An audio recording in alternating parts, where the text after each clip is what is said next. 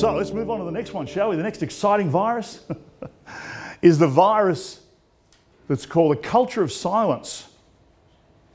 People struggle to speak up, and that includes the accountability conversations I mentioned to you earlier on, the gap-closing conversations between what we expect of each other and what we actually do. Characterised by avoidance or a lack of skill, characterised by defensive routines. People get defensive about what they're thinking, feeling and doing for a vast array of reasons, completely understandable and deeply ineffective, given our goals and missions, purposes and desires, families and work. Who's avoided having one of those tough conversations in your family in recent living memory? Okay? So just move across the fence to the workplace. Who's avoided one in the workplace in recent living memory? Of course we have. It's normal, it's natural, and completely understandable. It is also deeply ineffective and lacks a huge amount of influence, the potential you have to influence the outcomes that you're in part responsible for.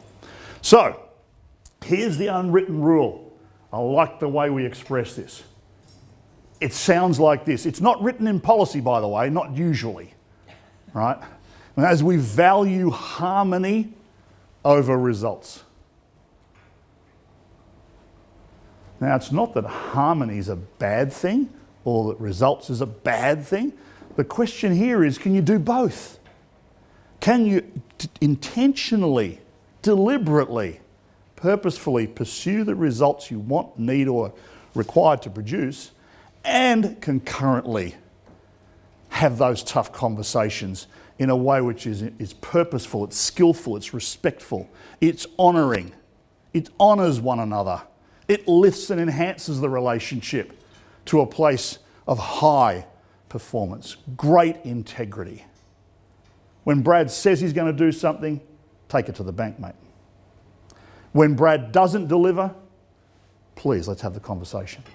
In fact, the greatest form of accountability is not when you hold me accountable, it's when I step up to the accountability knowingly, willingly, and with integrity. You see, commitment-based cultures are so much more effective and so much less expensive than compliance-based cultures. Who works in a compliance-based culture? Many of us are required to by law, or they're required to by the very nature of the organisation we operate. Have a think about that. You'll get the greatest level of engagement or discretionary effort from your people when you create conditions that drive commitment rather than compliance. One of our research studies looked at projects and strategies. It's called our Silence Fails research. If you're interested in getting a copy of the paper, you can get it from our website or you can ask Jeff. But basically, 85% of project managers were questioned, and they say they've been given projects that were designed to fail, or they knew that they were going to fail. How many of you in the room have experienced that? You've been given a project, you've been made responsible for a strategy, you've been given a particular task, and you knew, because of your experience or whatever else, you knew it was destined for a brick wall. It was destined for mediocrity or failure or distress. Yeah? So in the study, 85% they said they had. Only 14% of those 85 felt that they could actually speak up and have a tough conversation with the sponsor of the project, or the managing director, or the secretary of the department, whoever it was that was charged with that particular. So there's a huge gap, isn't there? A huge gap.